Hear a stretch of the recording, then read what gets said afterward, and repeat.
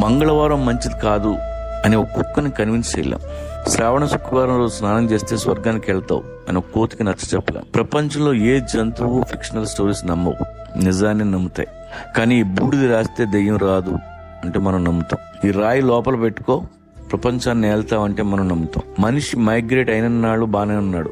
7,000 సంవత్సరాల క్రితం వ్యవసాయం కనిపెట్టాడు. ఆ తర్వాత వేట మానేశాడు. ఇంటి చుట్టూ పంట, చేతిలో కంచం, పని తగ్గింది.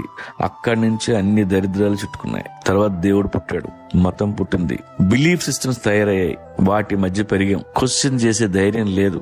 నలుగురితో నారాయణ, గుంపుతో గోవింద. ఇప్పటికీ మైగ్రేషన్ లో ఉన్న అన్ని జంతువులు నిజంలో బతుకుతాయి. మైగ్రేషన్ ఆగిపోయిన మనం అబద్ధంలో బతుకుతున్నాం.